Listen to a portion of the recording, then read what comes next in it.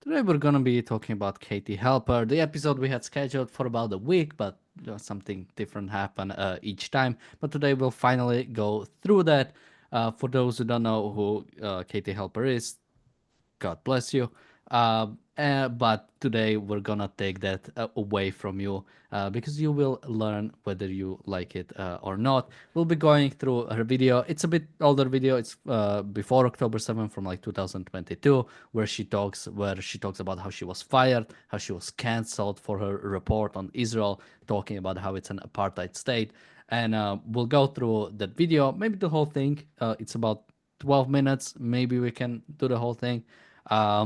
But I think what she was actually canceled for is probably journalistic slop rather than any sort of ideas, especially since the ideas that she represents are nothing unique that you find pretty much anywhere. But when you really think about it, it's definitely a slop.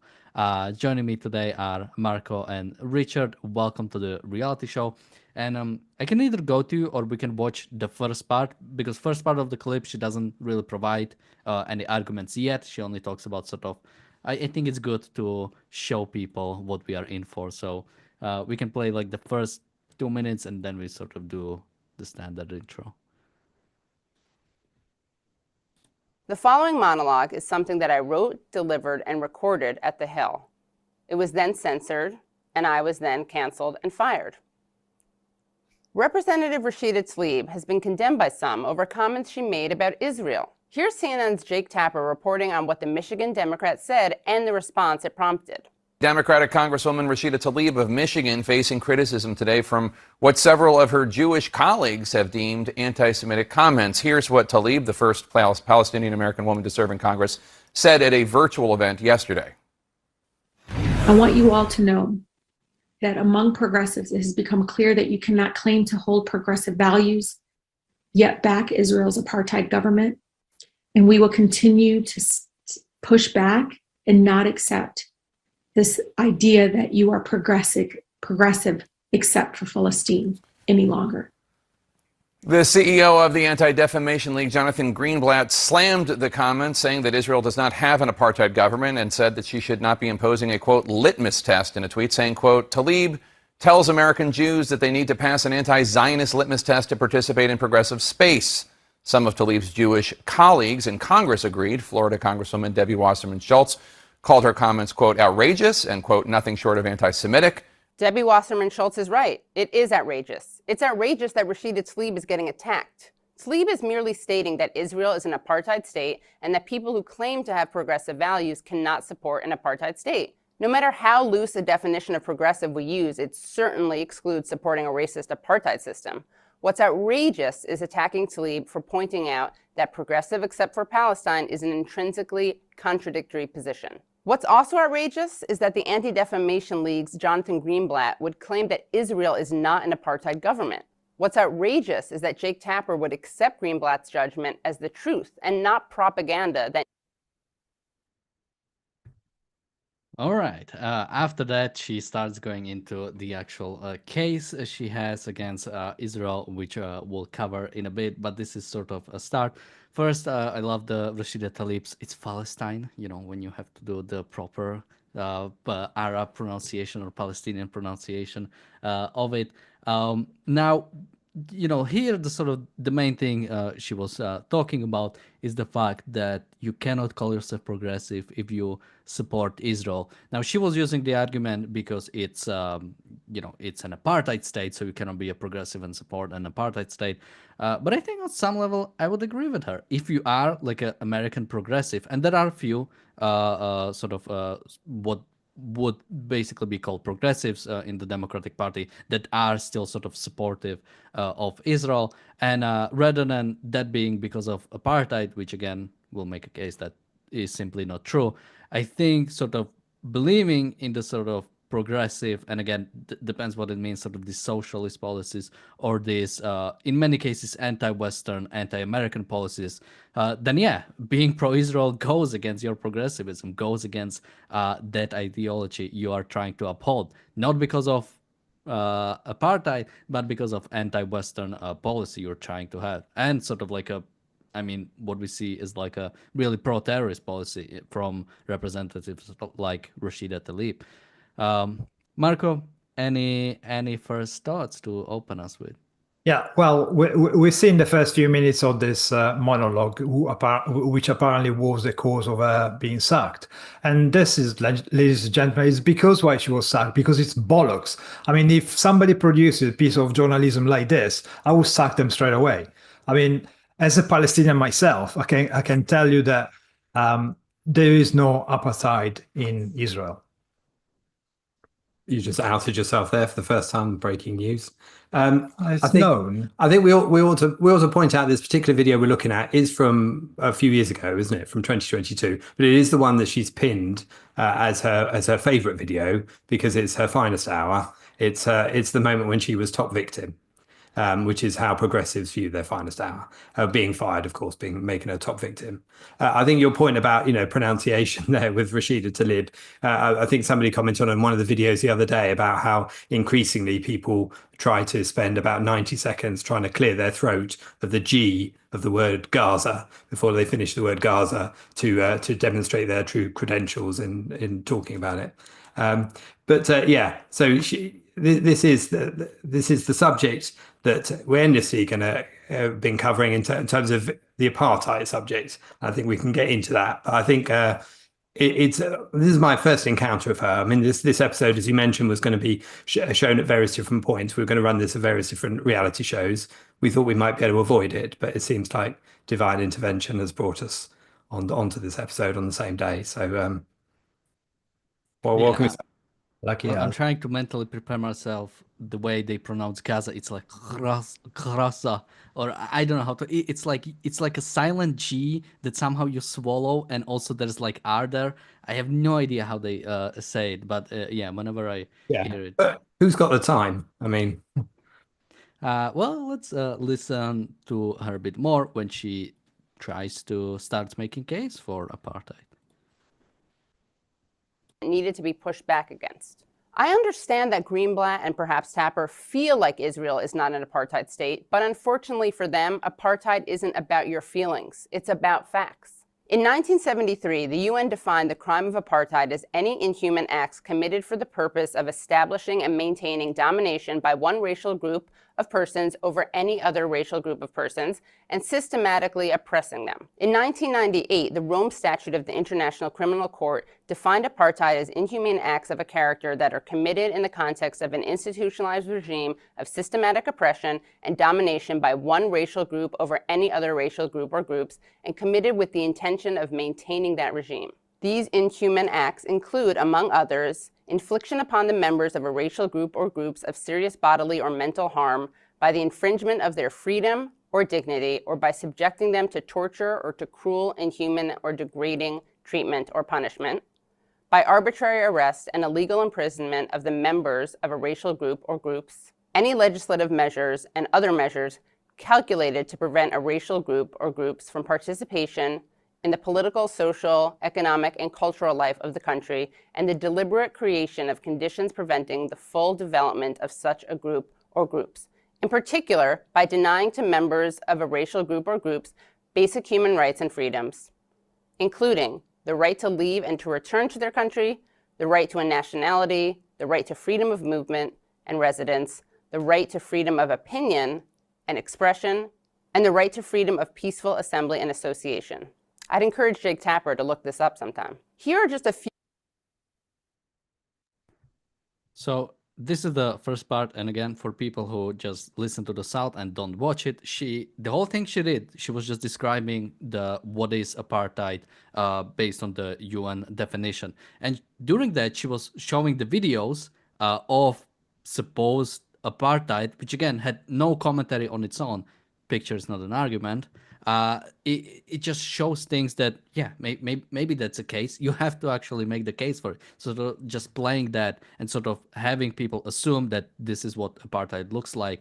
I mean, she'll go into it a bit later, but I think it's a very sort of like sloppy way of, again, journalism. Not to mention, almost all videos were from B'Tselem, which people should look up. We already talked about in the past on Ayn Rand Center UK, but it's basically an Israeli group which is sort of really wants Israel to be gone. And later she even talks about how, even Israeli human rights watch groups talk about how Israel is an apartheid. Again, totalitarian or dictatorial or authoritarian states generally don't have human rights group allowed to be in their own country. We never hear from Palestinian human rights group because they don't allow any of them to actually exist in their own place. It's always the focus on Israel because Israel is the one society that is open to criticism, that is open to being criticized, and that is being used against it. Marco, what do you make of this first part? Yeah, if anyone fell asleep during the last clip, well, you're totally forgiven because the woman, all she didn't even describe what apartheid is. She just read the legislation with a very monotonous, boring voice, reading something which is very monotonous and boring. And of course, from it, she just omitted the fact that Israel is not committing inhuman acts, is engaged in war. War is never a tea party. It's not a matter of politeness versus impoliteness. It's war. It's violence. So anything that happens in Gaza, it's the result of Israel defending itself after the Gazans have attacked in October 7th Israel. And by the way, they're still holding hostages. Let's not forget there's some of the hostages from October 7th still held by the Gazans. So anything happens to them is just the direct consequence of the action that they took on October 7th. So just to quote this legislation on the basis that Israel has committed this inhuman acts is just false on its own weight, really. These acts have no care, so the whole legislation, the whole sets of criteria that she reads out, are not valid in this particular context. And anyway, again, as a Palestinian myself, I can guarantee you that there is no apartheid going on in Israel. This is just a misconceptualization of what apartheid is, in the same way they misconceptualize what a genocide is, and every single word that it's inconvenient is changed and used with a different meaning. So again, it's a very crap piece of journalism, if anything else, because the only human acts is subject people watching this broadcast from her reading a piece of legislation, which is pointless anyway. Yeah, I mean, judging by her delivery in this piece, I wonder if she's the one being held hostage and forced to read out this crap. It seems like she's not allowed to blink, breathe, or stop for 1 second from reading the T's and C's of the UN website, unless she's, I don't know, has a bubbly taken off her and is thrown out of the latest progressive party. This is she's talking about feelings here and facts, and yet this is nothing but her feelings being expressed. And it's the usual case that apartheid is used as a smear term when it comes to Israel. It's totally inapplicable, and we're going to get to why that is, particularly when she starts going through all these reasons that she's just listed, together with this emotive accompanying visuals, which really suggests that there's relentless oppression going on, but there's no context to what you're looking at. It's literally part of the smear. It is the accompanying visuals that go with a smear, and that's what we're going to undo that as we go through. Each of it, you can tackle each of these arguments coming up in a minute, each of the things that in her eyes supposedly make Israel an apartheid state, and we'll be able to answer them. Yeah, and sort of just to comment on one of the last lines she says from the sort of the definition of apartheid is if there is anybody denying the right to life and liberty to Palestinians, or something like somebody denying a right to life and liberty. And again, if there is any group that does that to the Palestinians, it's Palestinians. Look at Gaza. Tell me one attempt of them to achieve life and liberty, which again, hilarious concept to use in this regard when nobody really cares about it. go into past and ask yourself, when was the one time where anybody asked anything of Palestinians besides stop killing Jews? Like some people ask them to not kill Jews, but generally when it comes to form of their government, when it comes to how they treat how they handle their own human rights violation, how they handle anything when it comes to, no, they're just innocent people who have no volition, who have no control over their life, and anything bad that happens is because Israel allowed it to happen or because Israel did it. That's what really, I think, where it really shows that nobody really, it's only to criticize Israel. Nobody really cares what happens to the Palestinians. Yeah, and of course, we all know that Hamas, the Palestinian Authority, and all the terrorism going on a daily basis in Israel, it just happens. It doesn't come from the Palestinians themselves. It just happens. Nothing to do with them. This is sarcasm, by the way. So watch a bit more. Few examples of Israel's apartheid policies. The Law of Return of 1950 allows any Jew, which means anyone with one Jewish grandparent, the right to return to Israel, the right to move to Israel and automatically become citizens of Israel.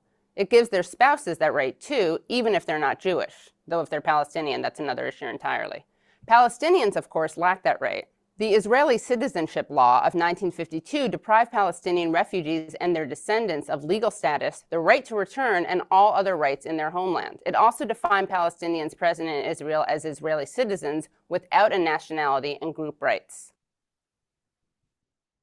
So just the first comment on that last line, I loved it. They defined Palestinians as Israeli citizens with no group rights. You mean full-on citizens on equal footing with Israelis. So because they have no group rights, again, whatever that means, it's an apartheid thing. What kind of, like, she acknowledged they gave them citizenships because that's what happened. And yeah, many Palestinians, well, if you even want to refer to them, they didn't refer to themselves as Palestinians back then, after the War of Independence. Many Arabs, many of them have left before that even happened. Many of them tried to attack Israel and tried to kill Israelis and were driven off because of that. And some of them stayed, and some of them were allowed to stay and achieved a citizenship status. So there is, of course, this law of return, which I looked into, and I didn't understand it fully before, but yeah, it seems like basically if you are Jewish or if you have one Jewish grandparent, you have this sort of right to immigrate into Israel. Other than that, the immigration to Israel is pretty restrictive. And it's not because they are Palestinians, it's for anybody. I couldn't immigrate unless I have a Jewish grandparent. I couldn't immigrate in a similar way that sort of Palestinians can. If Palestinians have a Jewish grandparent, they can also immigrate in a similar way. So while this is sort of unique to, well, it's not even unique to Israel. Many countries, even Western democracies, do have very tough immigration laws. I mean, look at Japan. It's almost impossible to immigrate there too. And while it is maybe not ideal situation to be in, it's definitely not an example of apartheid when it applies to everybody, not just Palestinians. Marco? What a shocker, isn't it? A state is formed, and the population which don't really belong to the state as such are not deemed as citizens as such. Happens in the United States when the colonies got together and formed the United States. The Brits, they could live there, but they weren't citizens of the United States. They weren't born there. They didn't have that kind of claim to the state of citizenship. So it's not unusual for a state to define who's citizen, who's not. What's unusual that when a state is defined, and despite giving the right to some of the population who used to live in the area, despite giving them the right to become citizen of the new state, all the other people decided to attack the new state because they don't want to. The Arab population, the Arab that were living in the Levant in the former British Mandate, and all from Syria and Egypt and Transjordania, whatever, attacked Israel to destroy it. They didn't want a Jewish state anywhere near them. So come on. Can you blame Israel for trying to define who's Israeli, who's not? I mean, that's not apartheid, is it? And of course, there's always a bunch of fudge going on here in terms of confusing different things when people are describing it. First of all, there's Israel itself, and you can treat Judea and Samaria and the Gaza Strip as a slightly separate category when describing the arguments. But in terms of the rest of Israel, you can certainly talk about the fact that Jews and Arabs attend the same hospitals, universities, same access to the law, and of course they can even be elected to the legislature. So all of that shows the equal rights. Now, just because obviously one of the other fudges that takes place, one of the other deliberate blurrings of things which should be clear, is equality of outcome. Used for minorities everywhere as declaring that they're oppressed. Which is obviously completely false as well. So, saying, for example, there aren't the same number of members in the legislature who are of Arab descent or represent who are Arab, is an outcome thing. It's based on what people choose to vote for as well. So it's I mean, the point is that Israel grants extensive rights to its citizens. And it just doesn't apply. It's the comparison with an apartheid South Africa, where people were given two separate doors and aren't allowed to vote or do the same as people of the other race, is just nonsense. And that's what makes it just a hideous smear. Yeah, and this deliberate sort of blurring has to be talked about. Well, is she talking about all of Israel, or is she talking about specifically sort of the West Bank territories? And sometimes she is talking about one, sometimes she's talking about the other, and she's trying to, blur the lines. Because again, if you are, and again, referring to Arabs in Israel as Palestinians, usually, from my understanding, when somebody refers to themselves as Palestinians, it is not an ethnic sort of thing you would do. It's specifically a political thing. It's saying it's either meaning you want the full destruction of Israel, or you want the partial destruction of Israel. Generally, they are referred to as Arabs when it comes to in Israel, and those that do live are given full citizenship. Even those in East Jerusalem can still ask to become citizens. They choose not to because of dipshits like her who keep calling for more violence, who keep telling Palestinians, no, it's okay. If you keep fighting longer, we'll achieve it. You might lose even more land because you started another war you lost, but maybe if you fight just a bit more, we can finally achieve back the so-called promised land. They are never calling for Palestinians to actually integrate into Israeli society or to try to coexist with Israelis. They're always calling for more violence. Let's go to the next part. These laws together obviously fit into the International Criminal Court's apartheid criteria. More recently, the nation-state law established that the fulfillment of the right of national self-determination in the State of Israel is unique to the Jewish people. It demoted Arabic from an official language to a language with special status. It also stipulated the state views Jewish settlement as a national value and will labor to encourage and promote its establishment and development. These are just some of the reasons that human rights organizations have declared Israel an apartheid state. Al-Haq, Al-Mezin Center for Human Rights, Adala, the Legal Center for Arab Minority Rights in Israel, Adamir, Prisoner Support and Human Rights Association, Human Rights Watch, and Amnesty International have all documented Israeli apartheid policies. So we talked about both Amnesty International and Human Rights Watch in the past, so people can look it up. I really like our modern episodes where I can just say, well, just look up older episodes where we already talked about this. But in short, both of them have anti-Semitic tendencies within their ranks, and both of them have a really sort of a unique focus on Israel, as if I think there was, I'm trying to remember where this line was from. I think it was Douglas Murray who said so, that if you look at sort of the UN resolutions, or if you look at the things that are talked about at the UN, or even generally in the world, you would think that most the people are most oppressed in America, because that's what we talk about the most. And if you go to the UN, that Israel is this most dictatorial regime since it's being talked about the most. While it's usually the opposite, it's the more free regimes that are willing to actually be able to criticize, that you can criticize and you can find problems. You never hear about what's happening in the Uyghur camps. You never hear about what's happening with the actual human rights violations across the world, because Israel is the one we focus on. Um, uh, what else? Oh, and also she made a comment about how Arabic was demoted. Now again, trying to put that as like another example of apartheid. So my understanding is even with demotion, it's pretty much works in the absolutely the same way. Basically, when it comes to sort of like legal documents, or being able to ask for legal documents in Arabic language, or being able to ask for Arab translator when it comes to certain things, all of that stayed the same.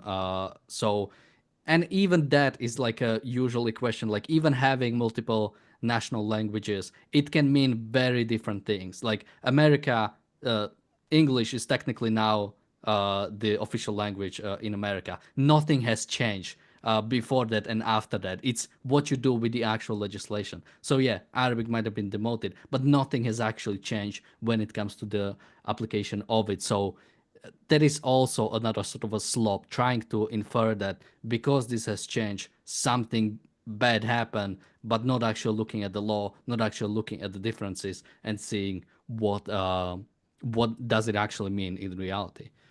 Marco? Yeah, I think she missed the trick here. She could have mentioned more people that declared Israel an apartheid state, something like Hamas, Islamic Jihad, the Islamic Republic of Iran, the Palestinian Authority, and the Communist Party in China. She could have gone on forever, giving more cred to her appeal to authority. I mean, this up to now, it's been the good bit of the video. From now on, she's gonna go on making a few clangers using the logic of a dead parrot, I think, in the next segment or so. Oh, poor woman! No wonder she's been sacked. I mean, the point is that Israel is the only Jewish state as well, and I think that's often forgotten when it's in the course of the argument, it's particularly by those who wish to wipe it out, and they want to wipe it out because it's the only Jewish state in the world, and therefore there would be no safe home, so no safe harbor for Jews, and given the horrendous experience across many decades and centuries, it's no wonder it's necessary and continues sadly to be necessary to this day. I think I mean this idea that all these NGOs, all these lefty NGOs, are consistently wrong and consistently lefty and consistently agree with each other, but are just consistent in their hatred of Israel, in their hatred of Jews, in their desire that Israel shouldn't exist. And they propose it either through naivety, some belief that it could be a one-state solution that wouldn't achieve the same result, the annihilation of the Jews within it, or that it would be whatever solution they're proposing, it always leads to that ultimately. And this language business, this idea that you're demoting language. I mean, it's a meaningless word, demoting. As it's like a bit like when the US talks endlessly, or the UK talks endlessly about the UK being in a special relationship with America, and has the latest American president used the phrase special relationship, because otherwise we're not in a special relationship. It's irrelevant. Nobody cares if you say these two words. Demoted is pointless as well. It doesn't mean that the language, as you say, is any less relevant, any less spoken, any less used. It's not like anybody saying a word in that language will be taken out and shot, which is what we seem to be implied by the visuals that accompany it. Let's watch a bit more, especially because the next part is really great. Israel's own human rights organization, B'Tselem, has declared the Israeli regime enacts an apartheid regime. B'Tselem divides the way Israeli apartheid works into 4 areas. Land. Israel works to Judaize the entire area, treating land as a resource chiefly meant to benefit the Jewish population. Since 1948, Israel has taken over 90% of the land within the Green Line and built hundreds of communities for the Jewish population. All right, she used the map. She used the map. Let's pull it out. Let's pull up the map. First of all, she also said she started with Israel's own Human Rights Watch, which I have to start putting on a bingo card because B'Tselem is like doing the God's work when it comes to anti-Israel propaganda that is being used by people like them. But again, let's look at the actual map. So this is the map she used, and again, you can see the dishonesty. And for people who are just listening, I'm sure they've seen it. It like shows sort of Palestine and Israel on the map, and sort of Palestine is keep getting smaller while Israel is getting bigger. So again, just to describe it, so the first map is from 1946. Again, it says the Jewish land and the Palestinian land. That is simply not true. That map, or sort of what it's trying to do, it's sort of showing rightly the sort of Jewish land, basically the lands that were controlled by different private Jewish agencies. The rest of it, a lot of it is simply empty, and is not all of it is filled out with Palestinians or with Arabs or with any sort of that. And also there is no such thing as Palestine. This was the mandate for Palestine, which was sort of designated to become a country, but itself it was not like an actual entity that could be like taken away from or could be attacked in any sort of shape or form. Then it shows the UN plan, which I think is mostly correct. Then it shows the map in which again, the plan is not like this is actual existing. There was a plan that was proposed, that was accepted by Israel and rejected by the Arabs who attacked Israel. Then it shows the map at so that would be technically Palestine if that actually took effect. Then it shows the map in 67, where again it shows Gaza and the West Bank as Palestine. There was no Palestine. West Bank was controlled by Jordan. That's why it's called West Bank. It's West Bank of the Jordan River. And then there is Gaza, which again was controlled by Egypt. There was no Palestine. There were two Arab nations controlling them. It shows Israel, I think, mostly correctly. And then it goes into 2010, where it sort of shows the sort of small parts of Gaza and small parts of West Bank, where basically the area A of the Palestinian Authority, which again is not Palestine in any shape or form, and it very nicely omits the time between 67 and 2010. Before, at that time, Israel was controlling all of Gaza and all of Judea and Samaria, but that would mean that actual Palestinians gain some land since Israel was controlling everything, and that wouldn't fit the narrative. So we just show these parts in before. Marco, anything you'd like to comment on, or if you want me to bring up the picture again, I can. Well, you can be as rational as you like, but the color green doesn't lie. You can definitely see there's less Palestine time. So, bad Jewish people. I mean, she says something stupid like Israel uses land as a resources. Yeah, and who doesn't? And then Palestinians. Yeah, well, yeah, they dig underneath. Yeah, if they try and use it to make something good out of their life, it would be well. Anyway, she then goes on to say Israel has been taking more land. Well, mainly because they've been constantly under attack and in war with the Arabs around. So of course, at one point they were holding, after the 67 war, they were holding a piece of Egypt as well, because Egypt attacked them and they defended themselves. And while defending themselves, they won over the Egyptians. The Egyptians had to retreat. So that's not imperialism, that's not expansionism. It's just that they happened to be attacked, and they happened to be, in 6 days, they managed to put this war to bed, and they won quite enormously. But to testify that this is not a land grab, Israel keeps giving back the land to the Arabs around them. Gaza itself is being returned to the Palestinians, and what did they do? Well, we've seen what they've done. They created a warmongering state, channeling all the billions to create a war machine.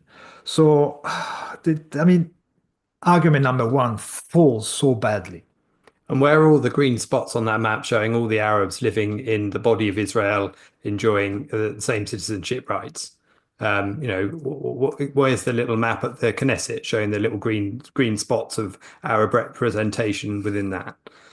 The whole thing is nonsense. I mean, I think we ought to give a shout out to the ARI, who've also done a really good video on this with Nikos Dikyrakopoulos, who's also obviously been on this channel many times, who analyzes through those four pictures, those four maps, and really pulls apart, why they're inappropriate means of understanding the events from 1947 to now. Definitely worth a watch. Yeah, and as somebody says, why does this map leave out 78% of the mandate that was turned into Jordan? Well, yeah, it started all as sort of one mandate, sort of Palestine and Transjordan, but Transjordan was turned into Jordan a bit earlier, I think in like 1920 or 1920s, and so it was separate. While the mandate for Palestine was still up to decide what was going to happen. So that's why it's usually being talked about separate. But yeah, there was land that was turned to the Arabs that has a big Palestinian population because even in the West Bank, the Palestinians or the Arabs in the West Bank were given Jordanian citizenship. So large parts of the Jordanian population is Palestinian because, I mean, some people oftentimes try to sort of say that is the Palestinian state, which again, you could make that argument. The idea that every sort of ethnic group deserves a state or sort of is deserving of state and we need to like provide it is already, I think, calling for a complete global balkanization. I think simply the fact that the purpose of a state should be to recognize individual rights, and whichever state can do it better should do it. Israel was founded and it was able to defend itself against aggression, and it was able to establish a Western liberal kind of democracy. And Palestinians simply do not want that. They do not, and they try to attack Israel and again, and it's not in pursuing of life, it's not in pursuing of some kind of liberty or rights or whatever it is in that apartheid sort of convention or whatever specifically it was, talking about life and liberty. That's not what Palestinians are going for. We're only halfway through. Let's watch a bit more. Citizenship. Jews living anywhere in the world, their children and grandchildren and their spouses are entitled to Israeli citizenship. In contrast, Palestinians cannot immigrate to Israeli-controlled areas even if their parents or their grandparents were born and lived there. Israel makes it difficult for Palestinians who live in one of the units it controls to obtain status in another, and has enacted legislation that prohibits granting Palestinians who marry Israelis status within the Green Line. Freedom of movement. Israeli citizens enjoy freedom of movement in the entire area controlled by Israel and may enter and leave the country freely. Palestinian subjects, on the other hand, require a special Israeli-issued permit to travel between the units and sometimes inside them, and exit abroad also requires Israeli approval. Political participation. Palestinian citizens of Israel may vote and run for office, but leading politicians consistently undermine the legitimacy of Palestinian political representatives. The roughly 5 million Palestinians who live in the occupied territories, including East Jerusalem, cannot participate in the political system that governs their lives and determines their future. I was born in New York City. My great-grandparents and the family before them were from Eastern Europe. I could move to Israel today, buy a house, get a job, travel around with no problem. So could Jake Tapper and Jonathan Greenblatt.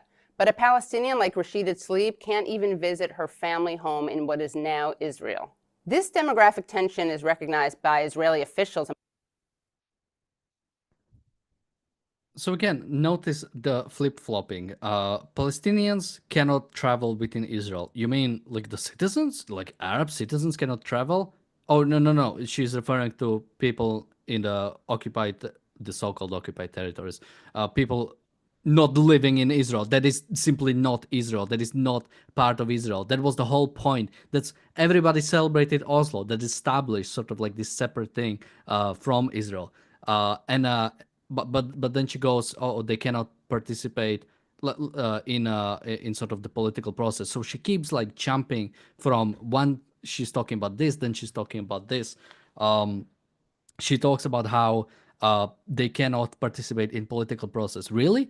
People who are not citizens, who are living in a different sort of place, are not able to participate in your politics. Again, that is simply, no country does that. No country, like if I go to America right now, it's not like I can vote in national elections for any country, unless maybe there are a few exceptions, or maybe there are exceptions when it comes to like local politics. I know some countries or some cities do it, that even if you're just a resident of that city and not a citizen of the country, you can still sort of participate in that election.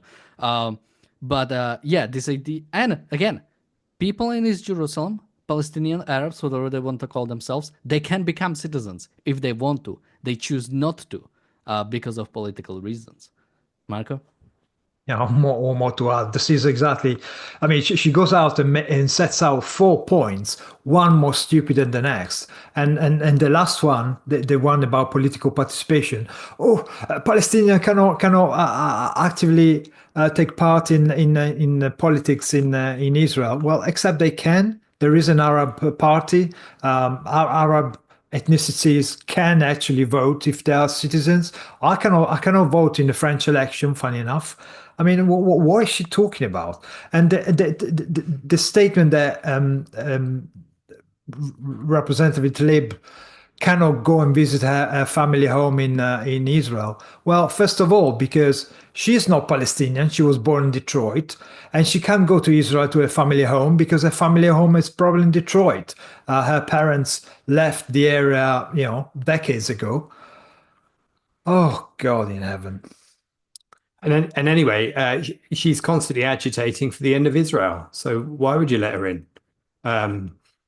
I mean, that seems perfectly sensible to me. And with this idea that freedom of movement doesn't apply to Palestinians, when Palestinians seem to be all over the place, able to freely move to every TV and microphone in any country all over the world, and well, with perfect freedom. They're in the Congress of the United States, aren't they? So yes, I mean, undermine her own point there. Absolutely.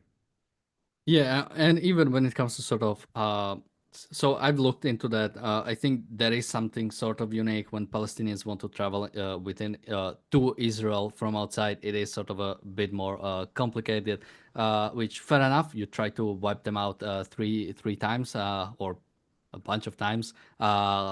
If well, technically this was before October 7th. So I mean, yeah, at some point it might get a bit harder, but even then, like tens of thousands of Gazans were going to work to Israel every single day. So even trying to, and again, there's no reason to do so. Israel is a separate sort of entity from Gaza and from the area A of the Palestinian Authority. That's what they were calling for, and they could have had more if they had some different kind of people than people who simply want to attack Israel and do whatever they want to Israel instead of trying to actually establish a separate nation. Let's watch a bit more. Politicians who have described their own country as an apartheid state. Former Attorney General Michael Ben-Yair wrote in 2002, "We established an apartheid regime in the occupied territories immediately following their capture. That oppressive regime exists to this day." Zahava Galon, former chair of Israel's Meretz party, said, in 2006, Israel was relegated to the level of an apartheid state. In 2007, Israel's former education minister, Shulamit Aloni, wrote, "The state of Israel practices its own quite violent form of apartheid with the native Palestinian population." In 2008, former Environment Minister Yossi Sarid said, "What acts like apartheid, is run like apartheid, and harasses like apartheid is not a duck, it is apartheid." In 2015, former Mossad chief Meir Dagan said President Benjamin Netanyahu's policies are leading to either a binational state or an apartheid state. Even Israel. So we'll talk about. I'm not sure if we even have to talk about the quote specifically, but the last quote I found the most interesting. Netanyahu's policy are either leading to a binational state or a apartheid state, and where else would they lead? They can either go there or there. How can you have like some unless you're like committing genocide, you cannot go like one way, or like you cannot do without going one way or the other. It's like a really weird kind of quote to say, and again, that was used as a criticism. So she thinks status quo is better than sort of moving to a binational state, which would mean that like all Palestinians would supposedly have all the rights. They would just live within Israel. Is she calling that sort of like evil? The fact that they would have rights as Arabs do in Israel proper, that they have full-on rights? Is that her problem? So her problem is the fact that Israel exists. Her problem is that it would be a binational state. So already, and I don't know how much you guys want to comment on every single one of those.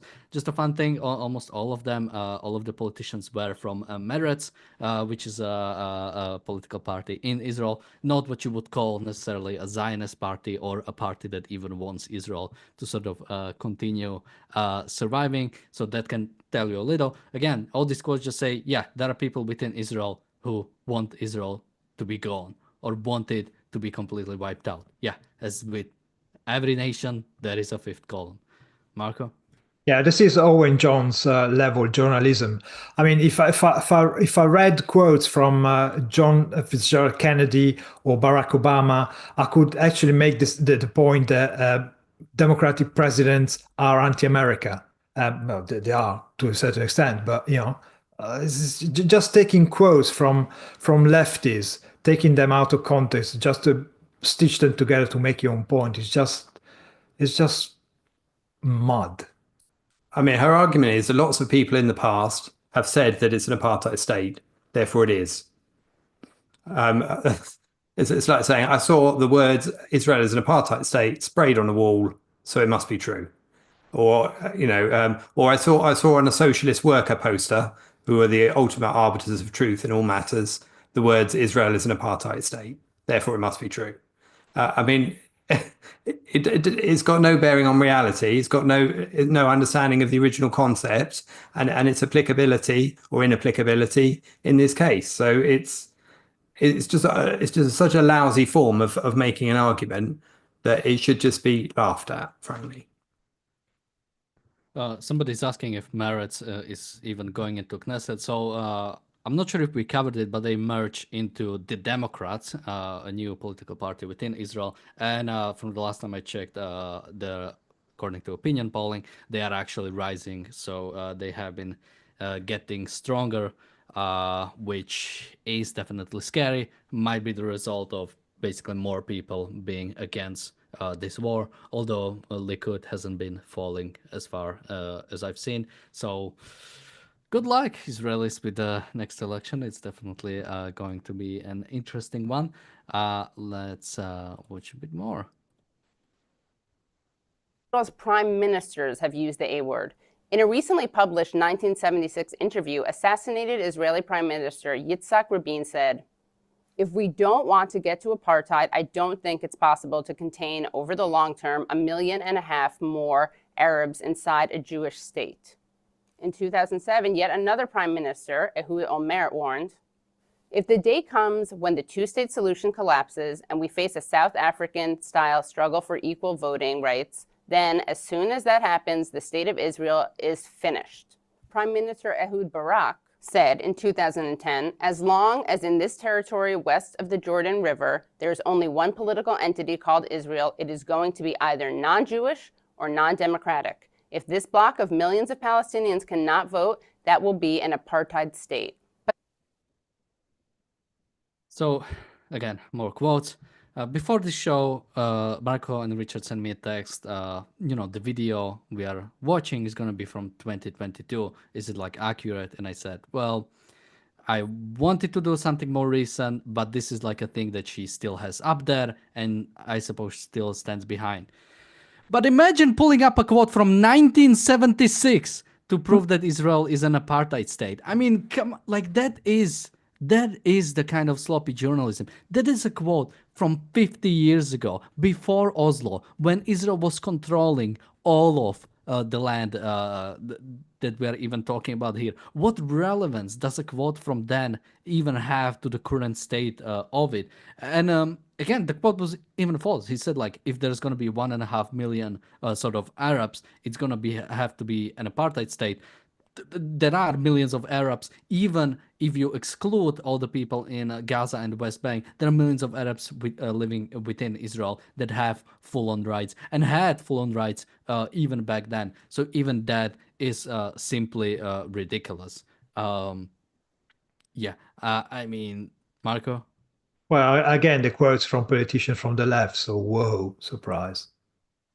And just based on that first quote that you listed there, what we're talking about over the long term. Well, if you over the long term you want a solution, the solution is always the one that we say repeatedly on different episodes on this show.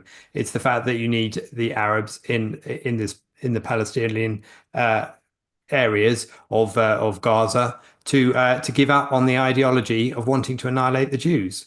And give up on the ideology of Islam insofar as it wants all Jewish people everywhere wiped off the face of the planet.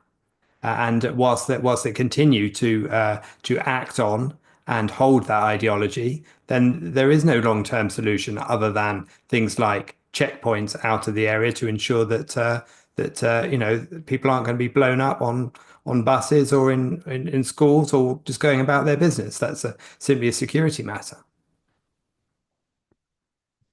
Yeah, and again, this idea that sort of it would collapse or it would not work. I, Again, like this amount of like denying of history, this amount of like complete floppiness when it comes to journalism, like trying to talk about apartheid today and you're using quotes from like 50 years ago, like again pushing Palestinians into forever fighting Israelis because there is this like mystical land that we are supposed to have, that we are supposed to sort of control. Again, instead of trying to tell the Palestinians, hey, maybe just integrate into Israeli society because Arabs in general are doing well within Israel. Yeah, it's still as if, as with any nation that has any minorities, there always are going to be problems. But we are not telling African Americans to split off from America to create their own nation because there are still some problems when it comes to sort of like not being or not having the exact sort of outcomes we would want. This idea of calling for new states because there are some problems is calling for pretty much perpetual violence when it comes to Israelis. And again, Palestinians are not living well. When you check the GDP of Gaza, it's sad. When you check the GDP of West Bank, it's sad when it comes to like if you compare the GDP of all of the Palestinian territories to that of Israel, the GDP of the Palestinian territories is like a rounding error for Israel. That's the kind of difference of economy and society that we have. And it is not because of resources, it is not because of any kind of not being allowed to prosper. It is because they simply do not want to prosper. Instead, they do want to continuously fight against Israel. So we have a bit of a video left, but we don't have to actually finish it. There is not that much there that she talks about. I think she again quotes one like South African activist, one like UN activist, and then she sort of brings it up back. But I think we've covered enough to say that the rest of it is most likely BS too, and no attempt to actually understand the situation on the ground. With that, Marco, any last thoughts and where can people find you? Yeah, the last segment, she goes to South Africa. She uses South African politicians in quotes in order to make her point, because we all know the apartheid concept, the idea of apartheid actually was used to identify the real apartheid regime there was in South Africa, when black people weren't allowed to share the same space, use the same facilities, and they didn't have the same rights as the minority white in South Africa at the time. So even the quote from Mandiba, Mandela. Mandela, is totally relevant. It's totally relevant because to conflate the two things is so disingenuous. There is no apartheid in Israel. In fact, if you want to find a free Arab, you will go to Israel. It's the only Arab in the area that lives in a democratic state. So take that one in the first place. And also, are you worried about apartheid? Well, okay, let's look at every single other Islamic state around Israel. Isn't there apartheid there? See if you can live a free life in an Islamic state. Go to Iran and start setting up a Jewish or a Christian shop and start living a free life as a non-Muslim and see how well that goes. Start looking at women's rights. And if you want to see apartheid, women are treated like a second-class citizen. They have to wear all sorts of scarves and they're beaten by the husbands. They are used as commodity. So you're not worried about the kind of apartheid, because that is apartheid. Men can live, women just serve. So come on. It is just another smear, just another way of pointing out that Israel is too civilized and too democratic for the Middle East. That's ultimately what they're saying. So they want to level the field by making Israel as itself another theocratic dictatorship. And of course, it's an emotive association to refer back to. That's what the whole point of this, the use of the word apartheid is to refer back to the racist policies of South Africa, which were, rights violating policies, and to, emotionally associate that with a completely incompatible situation in Israel.